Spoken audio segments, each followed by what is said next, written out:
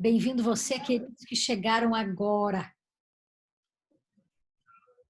Vou ver se o chat lá, se tem alguém falando alguma coisa no chat. Olá a todos.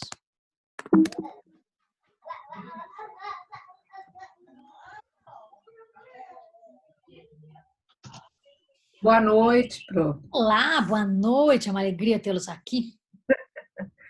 Nós já começamos a aulinha de hoje, então, para quem chegou agora, vamos falar de alcoolismo, do componente do álcool dentro dos ciclos humanos sadios. Então, retomando uma frase que eu já falei, o álcool, pela sua tradição dentro da nossa sociedade, ele deve ser estudado dentro de ciclos humanos. Infelizmente, o álcool é uma droga socialmente muito bem aceita, o que é um problema do ponto de vista, né, da saúde coletiva. Eu não esqueça você que as drogas ilícitas, elas prejudicam o indivíduo muito mais isoladamente, né? Então, as drogas sintéticas, por exemplo, e seus efeitos rápidos, elas prejudicam o indivíduo de forma muito mais individual, muito mais isolada. E o álcool não, o álcool possibilita que o indivíduo com a mão no volante mate toda a sua família dentro do carro e mais a família de outro carro, e matando aí 10 pessoas de uma vez só. Então, o álcool tem esse grande problema social, a aceitabilidade dele, então ele deve ser abordado de forma a intervir na saúde dos ciclos humanos. Falando um pouquinho do álcool enquanto substância química, vocês já até aprenderam isso lá na bioquímica. Que bom, o quórum está bom, 19 alunos. Fiquei sabendo que tinha menos no primeiro horário. Obrigada pelo prestígio, queridos. Amanhã tem prova e vocês estão aqui, estou feliz. O álcool é composto orgânico, observe a fórmula dele, tem a composição muito parecida com a composição da própria glicose, né? Então, ele é fermentação de amido. Lembre você do que é feito qual é a fonte primária alimentar dos tipos diferentes de bebida alcoólica? Tá. Vamos pensar na origem do produto enquanto alimento, enquanto fonte calórica. Do que é feito as bebidas alcoólicas? Álcool. Muito bem. O que é feito alguns tipos de álcool? Não é uma origem única, não. Da cana-de-açúcar. Da cana-de-açúcar é o principal exemplo. O que mais? Cevada. A cevada é outro carboidrato. Vamos lá, gente. Vamos pensar do ponto de vista bioquímico e da técnica dietética, né? Trigo. Cada e malte, né? Um outro cereal que gera uma bebida fermentada, portanto, então, uma fonte de carboidrato. O lúpulo, mas especialmente a cevada e o malte que compõem bebidas fermentadas. A cana-de-açúcar, que mais? A uva. A uva, que quando fermentada gera o vinho, a cidra, a grapa. Basicamente esses 3 produtos. O ponche. Que mais? De onde vem a vodka? Qual é a origem do alimento que compõe o álcool da vodka? Aguardente. Da batata. Batata. É a batata que fermenta e se transforma em vodka. Assim como a cana-de-açúcar fermenta e se transforma na cachaça, a batata fermentada se transforma em vodka. O que mais? Não? Arroz. E o arroz, que quando fermentado, mesma proposta, gente. Fermentação de cereal por levedura ou por bactéria. Então, ou é uma fermentação fúngica ou uma fermentação bacteriana. O arroz, quando fermentado, gera o saquê. O que mais? E de onde vem a tequila? Do México? Vem de um outro amiláceo, o agave. O agave é um cacto amiláceo mexicano que, quando fermentado, também transforma em aguardente, que é a tequila. Acabou aí? Há muitas fontes, né? Há muitos tipos diferentes de batata que geram diferentes tipos de vodka também. E assim temos uma coleção. Você também pode ter maçã fermentada, né? A maçã e seu carboidrato também se fermenta e produz tipos diferentes de cidras ou até o vinagre, né? a fermentação até avinagrar, né, se transformar em ácido acético. Então, essa teoria, essa lógica, ela é muito importante para que você entenda o efeito do álcool dentro do organismo humano. Sim, é produto que advém de cereais, predominantemente carboidratos a partir de cereais, mas também de raízes, mas predominantemente cereais. E eles, quando fermentados, geram o componente do etanol, a formação alcoólica, e no nosso corpo esse carboidrato, olha lá, muito legal. Temos um ótimo quórum na noite de hoje. Bem-vindos ao nosso esquenta de quinta-feira. Bem-vindo você, o assunto é mais tentador impossível para você. Às 9 horas da noite, aí antes de prova, né? Começar a entrar num clima bacana de prova. É composto orgânico, então se você observar a substância após a fermentação, você vai obter um componente muito parecido com a glicose. Então, são açúcares presentes, por exemplo, na cana-de-açúcar, mas numa coleção de outros amidos e cereais que geram etanol na fermentação biológica a partir de enzimas de leveduras ou de bactérias. Essa foto é para assustar de fato. Aqui você vê o fígado, né, numa condição de esteatose importante, e o álcool, pela sua velocidade absortiva, tem efeitos calóricos superiores a outros alimentos. Então, a cinética, né, da absorção do álcool se dá desde a mucosa gástrica, sendo absorvido desde o estômago e continua sendo absorvido no intestino. Álcool tem alta solubilidade em água, o que favorece o processo absortivo, diferentemente das gorduras, né, dos alimentos que são lipossolúveis, que têm uma absorção que necessita de enzimas, né, para quebrar. A gente tem uma expressão específica para isso, né, que é o trabalho de emulsificação das lipases, né? Então, alimentos ricos em gordura precisam ser emulsificados para ser digeridos.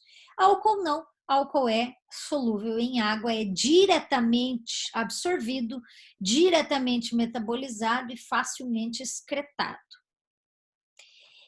Nós abordamos o assunto alcoolismo, e especialmente os efeitos do corpo, por conta das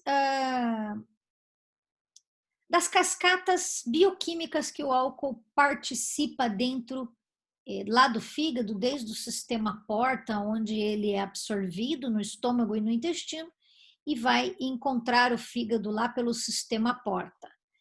Ah, que beleza! Puxa, um prestígio muito bom essa noite, fico feliz. Então, observe lá, não é só no etanol onde a gente encontra esse tipo de fermentação ou esse tipo de maturação de carboidratos, mas a gente também encontra no butanol, nos aldeídos, nas estaminas, em outras substâncias a partir de fermentação. Vamos lá? Vocês não estão me ouvindo? Alguém está me ouvindo? Sim, Sim, professora. A Beatriz está dizendo que não está Eu ouvindo. tô. Vamos lá? Por que a Beatriz não está me ouvindo? Beatriz, alô, alô? Você está me ouvindo? A Cristiane está ouvindo, eu também, Cristiane, boa noite. A Beatriz, diga lá, Beatriz. Vou dar um oi para ela não ficar sozinha. Oi, estou aqui. Olá, tudo bem? Sendo gravada, a aula está sendo gravada, fique tranquila. E a notícia boa, né? A aula de hoje não cai na prova, né? Não cai na prova de amanhã. Amanhã, para quem está perdido, é prova de ciclos. É para a gente já começar em alto estilo nosso final de semana. Eu sei que tem mais uma prova amanhã, né? Não é só a minha, né? Prova ela vai ser postada às 19, daí fica até sábado às 19. Tem uma aula só, prova só. Amanhã só tem a minha prova, não tem mais ninguém para concorrer comigo, que é bom, que é bom, que é bom. Queridos, eu quero abrir essa discussão com vocês. Eu gostaria de postar essa prova mais cedo, não somente às 19. Queria até ouvir a opinião de vocês. Queria postar mais cedo para que quem tem disponibilidade de fazê-la de dia já possa fazê-la de dia com tranquilidade. Logicamente que também para não prejudicar a Caroline, que tem suas reservas em relação à sexta-feira de noite. Então, se vocês também concordarem, eu vou postar ela desde de dia. Podemos aqui chegar juntos num denominador. Se a Caroline quiser se manifestar, também fica à vontade. De colocá-la disponível desde o horário de dia. Vocês concordam com isso? Sim. Professora, eu não, porque no sábado eu tô trabalhando ainda tipo, ali no PET, e eu, Certo. como o movimento tá muito baixo, eu tô limpando casa dos meus vizinhos assim no domingo. Então eu só vou conseguir fazer a prova, que eu tive problema para mandar outro negócio, porque eu tô sem computador, eu tô fazendo tudo pelo celular. Certo? Então, assim, às 7 horas do domingo para mim entregar é ok. Então, Sim, mas se eu colocar No sábado, né? é no sábado, ela não seria disponível no domingo mesmo, de qualquer forma. É, no sábado. Eu prefiro às 19 também. Se eu colocar sexta-noite, ela termina sábado à noite, de qualquer forma. O que eu posso colocar é sexta de dia e deixar ela até sábado à noite, não tem problema. Ah, então beleza. Não tem se problema for, com isso. porque de qualquer maneira, no sábado eu saio do meu trabalho umas 6 horas. Assim. Então daí ele faria na sexta-noite. Faz na sexta-noite. Porque eu também tô trabalhando, e daí pra mim fica complicado também na Mas se sexta-feira. ela vai permanecer até às 19, então não vai fazer diferença para Para não prejudicar que a quem gente só tem noite para fazer, porque eu entendo que tem gente que está trabalhando de dia, lógico. Gente, quem estuda à noite, a gente pensa que é porque precisa trabalhar de dia, a gente sempre pensa isso. Ninguém estuda à noite por amor à arte, né? Por prazer, assim, não tenho nada para fazer das 19 às 22h30, então eu vou estudar, né? Não, né? Você estuda à noite porque você precisa trabalhar de dia. Então, eu quero deixar até sábado à noite. Mas eu gostaria de abri-la na sexta de dia para que quem tiver condições de fazer de dia já possa fazer de dia.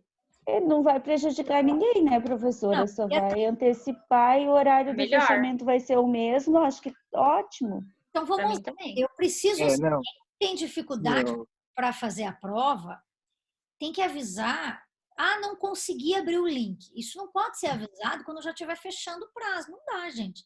Então, você precisa, pelo menos, entrar no fórum e ver se você consegue acessar a prova.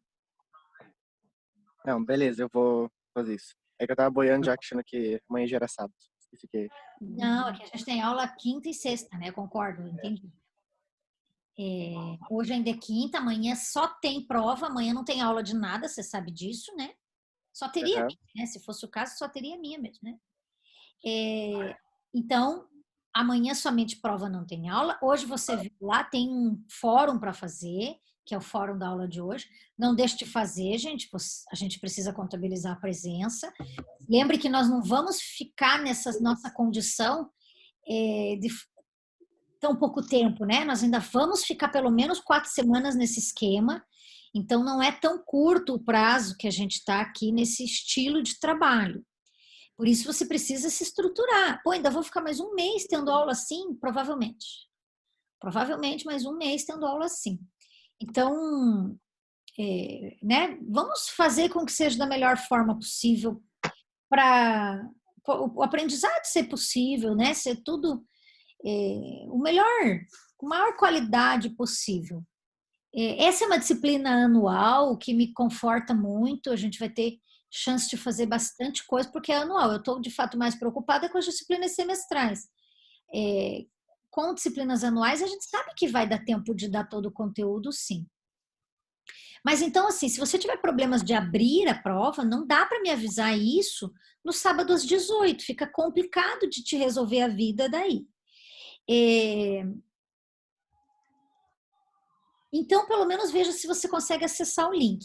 Se o link não estiver assim clicável quando você passar o mouse em cima, não tem problema. Você copia o link e cola lá na barra de endereço e dá o enter, ele vai abrir a prova do mesmo jeito. Então, como o link vai estar disponível no fórum, talvez ele esteja assim clicável. Sabe quando a gente passa em cima do link e ele forma aquela mãozinha? Talvez ele não seja clicável ali no ato. Você precisa copiar toda a barra de endereço e abrir num novo navegador para você visualizar a prova aberta. Aí você responde a prova e me envie, me mande a prova.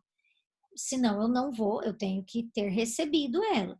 Aí se você quiser me mandar um WhatsApp, alguma coisa no grupo, prof, olha lá, fiz a prova, veja se recebeu. Para a gente ter certeza que a coisa rolou com sucesso. Eu quero que vocês não sejam nunca prejudicados por esse método de avaliação. Que todo mundo faça a prova e que isso valide o nosso bimestre, que tudo isso tenha sucesso. Então, né, a gente pelo fórum também? Oi? O envio também é pelo fórum? Sim, o envio do link é pelo fórum.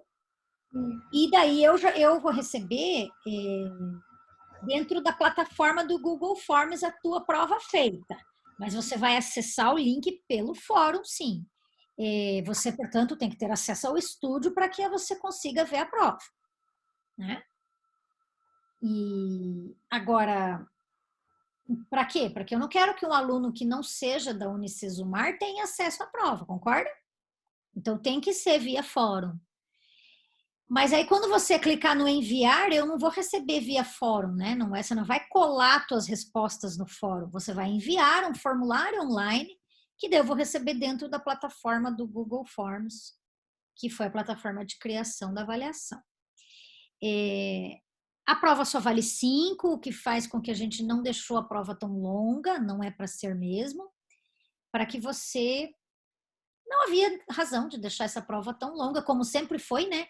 Vocês são acostumados com provas longas minhas, eu sei que já provoquei alguns tipos de lesão de esforço repetitivo em alunos, de tanto escrever. Dessa vez você vai digitar, você não vai escrever. Mas não, a prova não é longa como é meu hábito fazer. Eu adoro prova longa, não penso que você ainda não vai ter, porque vai ter. Dessa vez não, dessa vez é curta, porque ela só vale 5, né? Então não consigo também fazer milagre. Queridos, vamos só voltar a falar do álcool, que eu quero falar algumas questões para vocês. Então, o álcool é grandíssima fonte energética.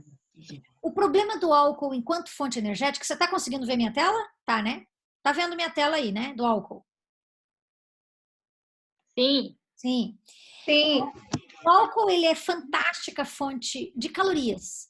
Então, quando a gente bebe álcool, corta o nosso apetite? Sim, sem dúvida. E você vai me explicar por quê lá no fórum. Qual é o componente bioquímico que justifica o álcool tirar o nosso apetite? Álcool é tremendamente calórico, o álcool é rapidamente absorvido e ele tem muita glicose, portanto, mata a fome de fato. Agora, ele fornece calorias que a gente chama de calorias vazias. Claro, não há micronutrientes neste alimento, não há. Portanto, são as chamadas calorias vazias. É uma fonte de energia completamente diferente das outras, porque é um tipo de energia que não pode ser estocado no organismo. Gente, o álcool, ele tem várias vias metabólicas de absorção. Eu não vou entrar no mérito das várias vias, essa não é a proposta, entrar nas vias bioquímicas. Mas acredite, quando a gente faz uso de álcool de forma esporádica, ele faz parte de uma via metabólica que a gente chama de via da desidrogenase.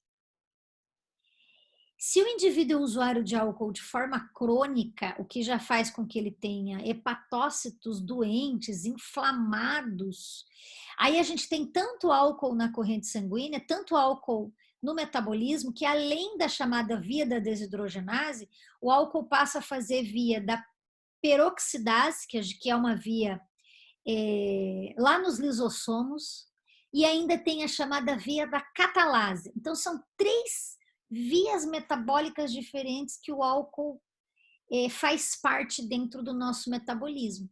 Então, ele é uma prioridade metabólica. Primeiro, a gente absorve álcool do que qualquer outro nutriente, devido à velocidade absortiva da substância. O álcool gera um efeito extremamente interessante, que é de impedir a gliconeogênese. O que isso quer dizer? Quando é que a gente faz gliconeogênese? Quando a gente não tem glicose. Quando a gente não tem glicose, a gente vai nos tecidos que temos estocados e produzimos glicose nova. Nós podemos ir no tecido da fibra muscular e lá a gente pega proteínas musculares ricas em carbono, hidrogênio e oxigênio e gera nova molécula de glicose para alimentar no momento de inanição, no momento de jejum. Nós também fazemos isso com as nossas gorduras localizadas. O princípio da dieta de perda de peso, o princípio da dieta hipocalórica é esse. É fazer o indivíduo comer pouco e que parte de sua energia ele obtenha das reservas. O que a gente faz? A gente mobiliza as moléculas de triglicerídeos das nossas reservas e forma novas moléculas de glicose e faz gliconeogênese, com triacilglicerídeos acumulados no tecido adiposo, acumulados na subderme, na derme, onde nós temos a hipoderme com adipócitos. Muito bem, o consumo de álcool, ele bloqueia esta via da gliconeogênese, fazendo com que a gente não consiga tirar estoque de gordura. Por isso que o grande usuário de álcool de uso crônico é o indivíduo inchado, é o indivíduo com edema de face, edema de pescoço, edema de nariz. Vamos lá, comece a pensar no indivíduo usuário de álcool que você conhece, aquele alcoolista crônico que tem na tua família. Ele não é inchado na face? Ele não é edemaciado na mucosa nasal, edemaciado no pescoço? São efeitos que se dão pela nossa falta de capacidade de tirar gordura do tecido subcutâneo. Então, a gente vai formando um organismo com edema. Olha que legal, já temos 24 alunos no nosso esquenta de quinta-noite. Observe aqui a via do chamado álcool desidrogenase, aonde de forma social, né? Vamos ver quem falou alguma coisa no bate-papo lá. Está travando? Está travando? Alô, alô, alô?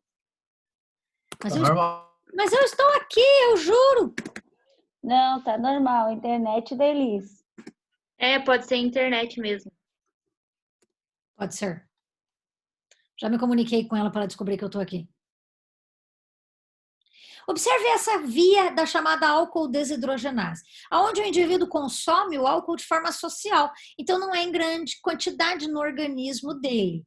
Observe aqui onde um NADH incorpora um átomo de hidrogênio através da via álcool desidrogenase, que ainda acontece fora da célula, né? Perdão, que já acontece no citoplasma da célula, e lá dentro da mitocôndria, através da via da aldeído desidrogenase, portanto, outra participação, outra carreata bioquímica, aonde outra molécula de NADH também absorve, agrega mais um átomo de hidrogênio. Esse, por exemplo, é uma via metabólica que não acontece em indivíduos orientais, indivíduos de raça oriental. Esta cascata metabólica ela é ausente no indivíduo de raça oriental, porque ele não é capaz de converter acetaldeído. Acredite, para indivíduos de raça oriental, portanto é interessante abordar isso na disciplina de ciclos, o indivíduo tem os efeitos provocados pelo álcool de forma muito mais intenso do que indivíduos caucasianos, negros, pardos ou aborígenes, por exemplo. Então, o indivíduo oriental, os efeitos do álcool no metabolismo são mais severos e mais rápidos, por conta da inabilidade de conversão do acetaldeído em acetato. Álcool vai virando vinagre, entre aspas, em nosso corpo? Sim. Inclusive, não só no nosso corpo, né? Se você guardar uma garrafa de vinho e esquecê-la lá no armário, daqui a alguns meses, vai ter se transformado em vinagre. Você pode utilizar para temperar uma gostosa salada de radite com aquele vinho vencido, que não é vencido, ele só se transformou em vinagre. Então, no nosso corpo, o álcool, a fermentação do etanol, também se transforma em acetato. Eu pulei a parte de discutir a questão da via pela catalase e da via lisossômica do álcool, por não haver necessidade de citar as outras vias. Essa é, de fato, a via mais clássica, mais importante, mas 100% das pessoas apresentam essa via mesmo. Os destinos para onde vai esse vinagre? Para onde é que vai o acetato? Ele é convertido em coenzima A, por isso que ele alimenta. Opa, dei a resposta do fórum. Droga. Mas você vai dizer isso para mim que você vai ler o artigo lá. Porque qual é o destino desse acetato? É convertido em coenzima A, portanto, participa da síntese de ácidos graxos, participa do ciclo dos ácidos tricarboxílicos, desdobrando em ATP, desdobrando em trifosfato e monofosfato. Olha lá, trifosfato, monofosfato. Inibindo a oxidação lipídica, então me impedindo de mobilizar tecidos gordurosos, tecidos ricos em ácido graxo, e participando da síntese de corpos cetônicos, colesterol, inclusive tirando o nosso apetite por completo. Se eu bebo alguma coisa alcoólica, eu não consigo jantar. Ou eu janto ou eu bebo. Os dois não dá. Eu preciso comer. Então eu deixo para beber depois. Se eu beber antes do jantar, não consigo mais comer. Não dá.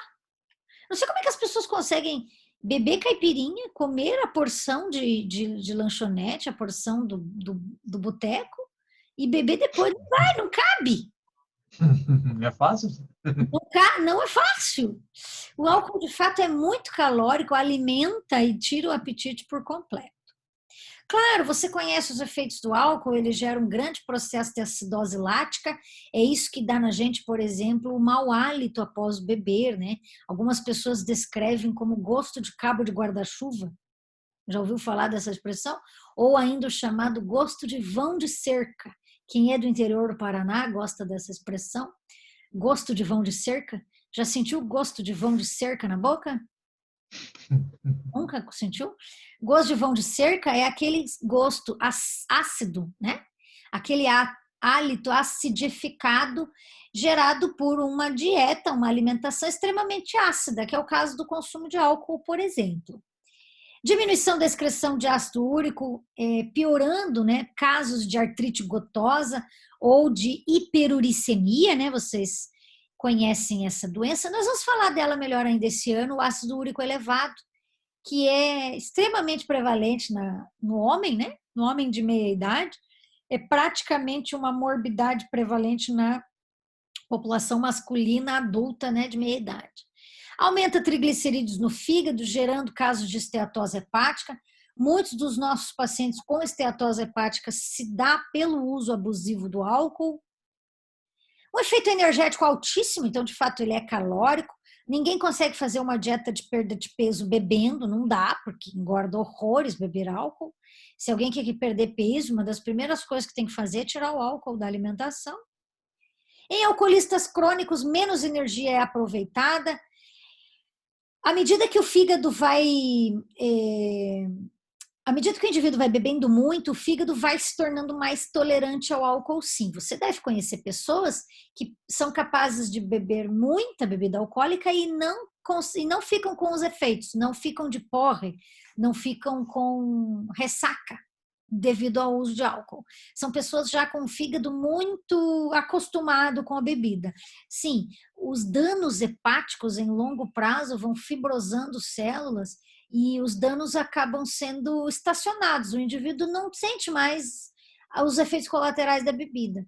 Então, são pessoas capazes de beber muito mais e não ficam bêbadas, por exemplo, não ficam alteradas. Isso é terrível, porque de fato o fígado já está com muita lesão inflamatória já de longo prazo, né? Isso é grave, inclusive. E a intoxicação aguda por álcool, aquele indivíduo que bebeu todas, não sabe nem o caminho de casa, o chamado coma alcoólico, vocês vão explicar para mim o que é o coma alcoólico, está lá naquele artigo maravilhoso lá do fórum te esperando. Sim, a intoxicação aguda por álcool, ela gera um rebaixamento grande da glicemia sanguínea, a gente chama de uma hipoglicemia severa, essa acidose lática gerando a produção de grande quantidade de corpos cetônicos, com efeitos tóxicos para o sistema nervoso central, chegando né, culminando no chamado coma alcoólico. Isso é grave, gente, o sistema nervoso precisa de glicose. A hipoglicemia se torna tão severa, podendo gerar, inclusive, parada cardiorrespiratória, né? E daí a gente precisa reanimar o indivíduo na urgência com injeção de adrenalina. É o efeito igual ao efeito da parada cardíaca do uso de droga sintética e igualzinho. Então, essa etapa do uso, essa etapa grave da intoxicação, ela é igual para indivíduos usuários de cocaína, de heroína, de qualquer outra droga de efeito no sistema nervoso. Então, o indivíduo precisa ser reanimado na urgência, no hospital. Isso é muito grave. Gerando, inclusive, alterações de mucosa gástrica também. Há muitas doenças relacionadas ao alcoolismo, né? Quando a gente fala em cardiomiopatia, por exemplo, quem está acompanhando a aula, a gente está no slide 14, a cardiomiopatia se dá pela formação de chamadas varizes esofágicas. Bravo. Se você está com papel e caneta aí perto de você, se você tem um caderno aí, deu uma instabilizada na apresentação aí, né? Tô aqui. Eu vi que a internet deu uma falhada aqui. Se você está com papel e caneta ou com aquele seu caderno, não largue esse seu caderno, você ainda vai usar ele esse ano. Anota aí. A cardiomiopatia gerada pelo uso do álcool se dá pela formação de varizes esofágicas. Quando o indivíduo tem um fígado muito adoecido, por uma série de razões, pode ser uma hepatite viral, uma hepatite bacteriana, pode ser, inclusive em crianças, não pense que é só o alcoolista, não, a gente pode ter crianças com hepatite grave, gerando uma fibrose hepática, um processo de fibrosamento da célula hepática. O fígado doente faz com que a corrente sanguínea se esforce para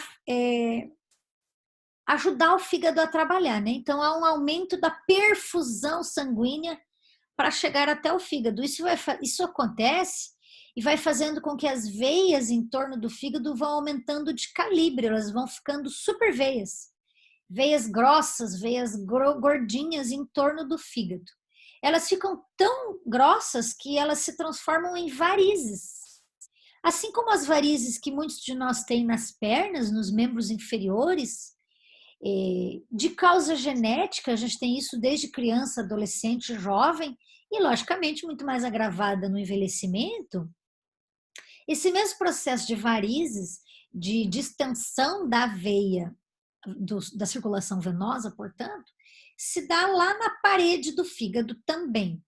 E lembre você, nas aulas de anatomia, como o fígado é um órgão colabado com o coração, colabado com o estômago, colabado com o pulmão. O fígado é um grande órgão que passa abaixo do coração, só a membrana diafragmática, né? Separando um órgão do outro. O fígado é coladinho no pulmão, coladinho no nosso pulmão direito, aproximando esses órgãos, então, tudo bem perto um do outro. Estas varizes hepáticas, elas vão subindo, né? Elas vão agravando, chegando inclusive no esôfago. Portanto, gerando casos de cardiomiopatia severa, né? Desse retorno venoso do sangue bastante prejudicado.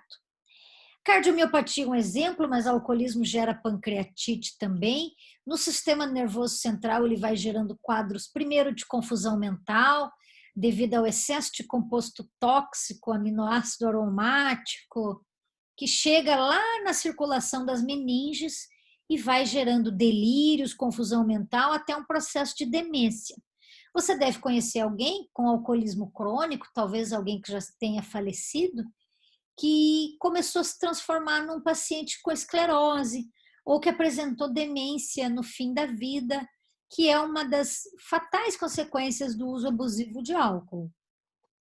Ainda o aparecimento de diabetes, logicamente, a gente atrapalha muito o fígado e o pâncreas, né? Gera muita fibrose celular, tanto de hepatócito quanto de célula de Langerhans, gerando diabetes e má produção hormonal, tanto de insulina quanto de glucagon, gerando quadros, inclusive, de esterilidade, de hipogonadismo, de má produção de espermatozoides.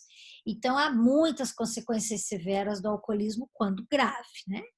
Ali tem um errinho de ortografia, neuropatia carencial no sistema nervoso periférico. Então, tem dores de cabeça e dores nervosas, né? Nos nervos periféricos, não somente na cabeça. Bom, do ponto de vista nutricional, claro, há um grande comprometimento, pela citotoxicidade do álcool e porque o indivíduo toma o álcool e não come comida. Portanto, acaba substituindo nutrientes por álcool, por cerveja, por cachaça. Não Professora, pode falar. eu tenho uma pergunta. Eu ouvi falar, tá? Eu vou pesquisar por dentro depois. Tá. Que, beber para abrir o apetite. Fala que nosso cérebro, ele consegue se adaptar melhor com o cheiro dos alimentos calóricos, com certeza, né? Tipo, sei lá, batata frita, Sim. esses ricos em... A gente se E daí, por isso que bebida abre o apetite. É verídico? Não, de forma nenhuma. A bebida alcoólica é hiper açucarada, não é? Todas elas são muito ricas em açúcar. E aí, Mas em questão desse fato de... Não, o efeito não é fantasioso. Nós temos uma influência cultural muito importante do álcool, né? O álcool é um alimento culturalmente muito presente na nossa sociedade. Isso do Ocidente inteiro. Nós somos uma sociedade... Tem até assim a questão do beber para me soltar, beber para me divertir, beber para perder a timidez, né? Então a gente fica buscando, né, razões para beber e para colocar isso na nossa vida de forma prazerosa. Álcool não abre o apetite. As bebidas tipicamente utilizadas para abrir o apetite, que são licores, que são aguardentes saborizadas, típicas de aperitivos, elas estimulam o paladar, mas por serem saborizadas, paladar unicamente. Mas não abre o apetite, ela é só uma sensibilização das células gustativas mesmo, que você obteria isso com outras coisas, com temperos de alimentos, de aperitivos, você faria isso com outros estimuladores de apetite em alimentos. Então, o álcool é pura caloria, extremamente açucarado pela fermentação da cachaça, fermentação do etanol, e ainda a gente põe açúcar, né? Então, quantas bebidas são batidas com leite condensado, com açúcar em caipirinha, tudo isso a gente ainda adiciona açúcar. Então, de forma alguma, ela retira o apetite, porque ela é altamente calórica. É como tomar um iogurte antes do almoço, né? Um iogurte açucarado, um iogurte que não é desnatado, que tem açúcar mesmo, e que não, né, não seja sem açúcar e sem gordura, vai te tirar o apetite completo para a refeição, porque já tinha um caminhão de açúcar ali, né? Então é muito cultural, sabe? Acho que foi a Joyce que perguntou, né? É muito cultural. É porque ele está tão presente na nossa sociedade que ficou cultura de beber para abrir o apetite, como aperitivo, ou de beber como digestivo, né? Muitas bebidas alcoólicas são tipicamente digestivas, que é o caso do vinho do Porto, né? O caso de licores amargos, pelo fato de serem amargos, né? Mas é só um estimulador mesmo. É um componente cultural. Na verdade, a gente habituou com a ideia, né? Habituou com a ideia. Uhum. Mas a gente estimularia o paladar com ervas finas, em aperitivos, com outras substâncias. Nós também tendemos a acreditar que tudo que é amargo é digestivo, né? Por quê? Porque as enzimas digestivas são amargas, né? A bile, as amilases pancreáticas, as enzimas hepáticas, elas são amargas. Elas têm sabor amargo. E daí a gente acredita que tudo que é amargo é digestivo, como os licores amargos, o vinho do Porto, que é ardidinho, e assim com o Epocler, né? Que também é amargo. A gente aprendeu a aceitar, entre aspas, o componente amargo das bebidas como digestivas. Então, claro, o comprometimento nutricional é visível. Comece a pensar pessoas que são alcoolistas crônicos que você conhece, são pessoas com muito comprometimento nutricional, pessoas às vezes muito emagrecidas, ou emagrecidas, porém com inchaço, com edema, né? Isso começa a se tornar muito perigoso para o funcionamento do corpo, além do componente da toxicidade do álcool por si só. Hipovitaminose, imunossupressão, o fato de não deixar a gente mobilizar tecido gorduroso, né? Então, impedir o processo da gliconeogênese, isso por si só traz tremendos efeitos deletérios, né, à saúde, comprometimento nutricional. Gera hipoglicemia, portanto, está ligada ao período de jejum. A gente provoca um jejum, um falso jejum, quando a gente bebe álcool. Afinal de contas, a glicemia vai lá para o chão. Assim como quando a gente está morrendo de fome, né? A glicemia fica muito baixa, o álcool provoca um efeito muito parecido. Má absorção da vitamina B1, por isso que alcoolistas crônicos precisam suplementar B1. O álcool impede o transporte ativo de tiamina na mucosa intestinal, diminuindo o apetite, gerando prisão de ventre, né, constipação, distúrbio do sono, má concentração, uma série de questões. Sim, comprometimento nutricional pelo álcool pode gerar anemias, inclusive dificuldade de eritropoiese, né, criação de novas hemácias, produção de eritrócitos. E ainda o estresse oxidativo pela deficiência de vitamina E, predispondo nossa célula hepática à peroxidação lipídica, gerando então células espumosas. Lembra lá as células espumosas geradas na placa de ateroma, no processo de inflamação, com migração de macrófagos, obstruindo a artéria da circulação sanguínea, né, gerando obstrução arterial, onde só devia passar sangue.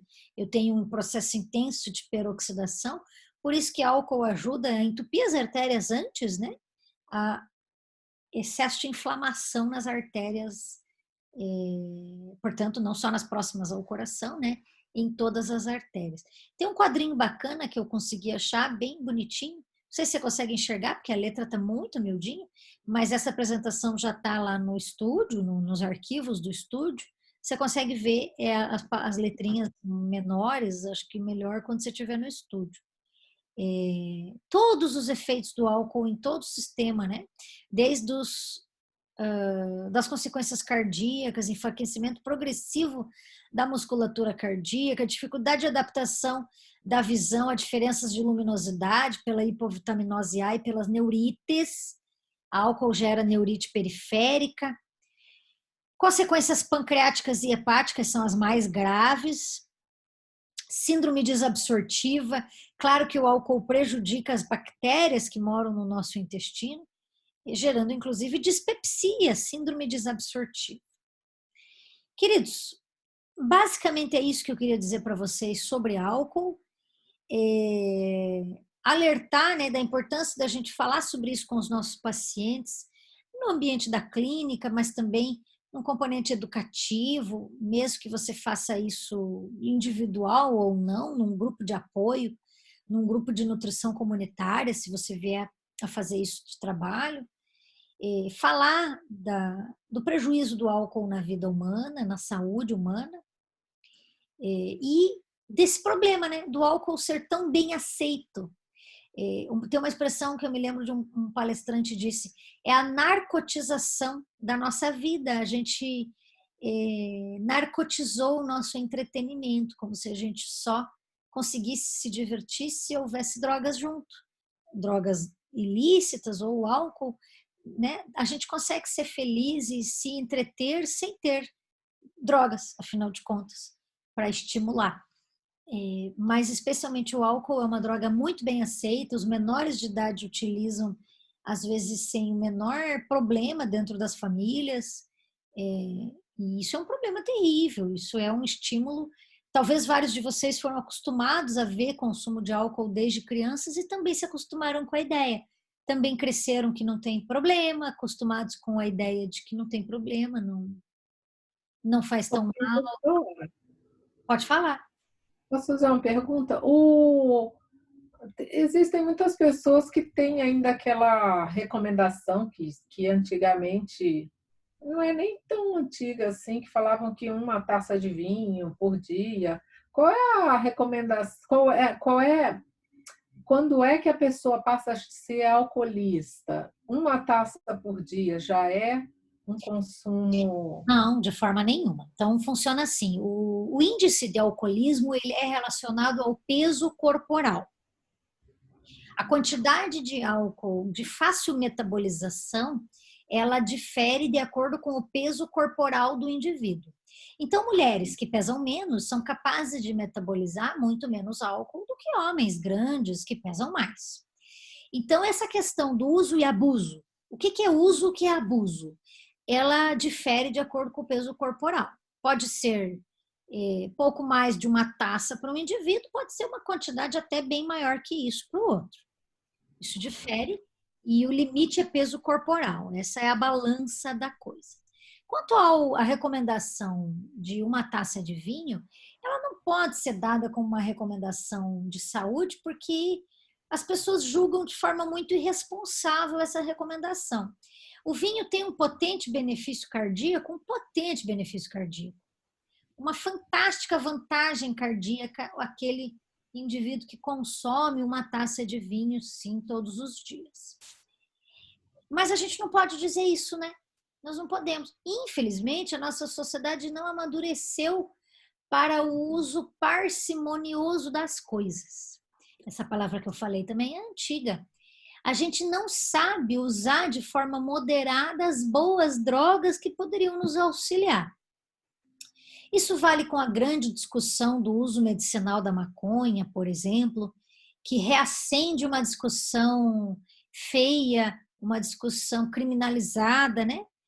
Mas que, de fato, o país não está amadurecido para discutir isso, porque as pessoas, elas, como é que a gente pode dizer? Elas distorcem a discussão para algo absolutamente recreativo e irresponsável. O álcool é uma questão parecida. Já se sabe que é o resveratrol, a substância protetiva cardíaca antioxidante? Sim, é o resveratrol. O resveratrol também está na uva, não precisa estar no vinho. De fato, o resveratrol está na uva. Se você comer uva, o resveratrol fica entre a casca da uva e o fruto, né? Você não precisa comer a casca. Mas o fruto tem que estar em contato com a casca para poder ter ativo o resveratrol.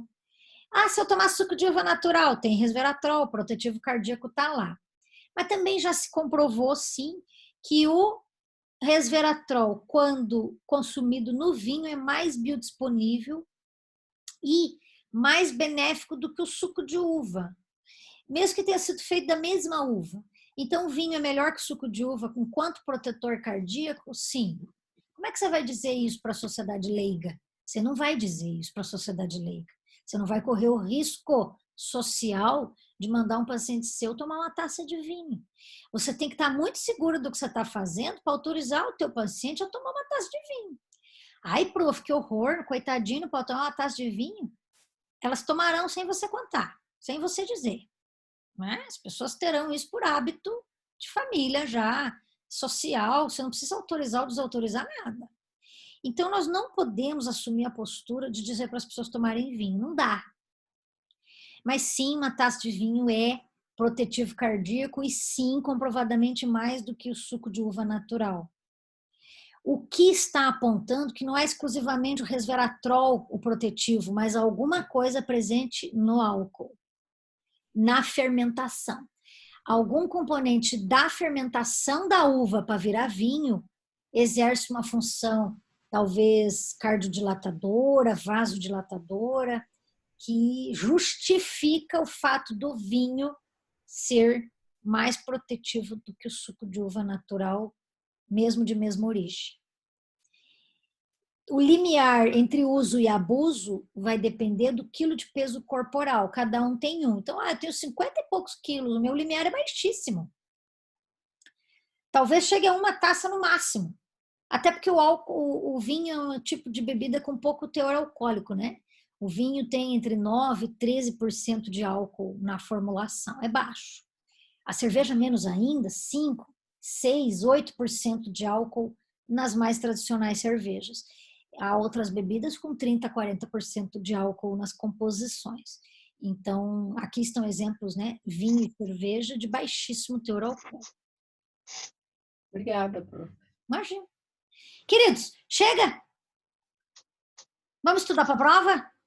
Vamos lá fazer o Fórum. Vamos fazer o fórum. Fiz umas perguntas bem tranquilas lá para, de fato, né, não ocupar tanto o tempo de vocês. Amanhã eu vou liberar essa prova um pouco mais de dia, então. Deixa eu pensar que horas que eu ponho, que horas que vão me autorizar a colocar, mas eu quero colocar mais cedo. Quem quiser fazer já de dia vai ser, né, beneficiado. A Caroline faz de dia, eu fico feliz que isso aconteça. Mas quem só pode fazer no sábado à noite também terá a sua oportunidade, né? Não faça pelo celular, nem tente. Nem tente.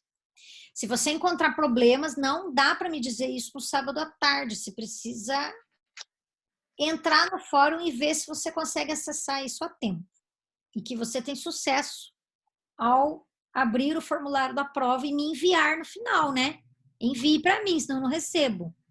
E se cair tua conexão, consegue acessar de novo. Não é proibido acessar pela segunda vez. E faça a prova sozinho.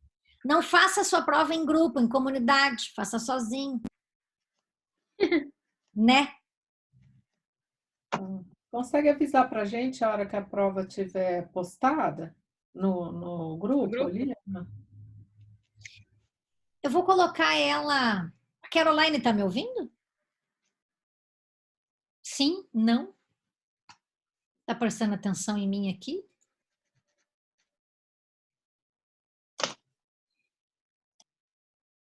Ai, ai. Ela está aqui, assim, só não está me...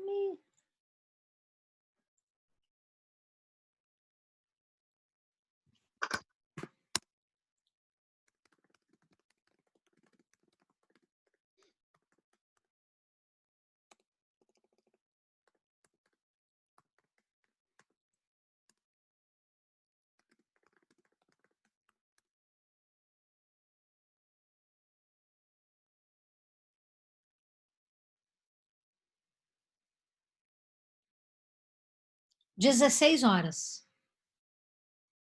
16. Combinadíssimo? Posso bater o martelo 16 horas? Combinado. Então será 16 horas, queridos.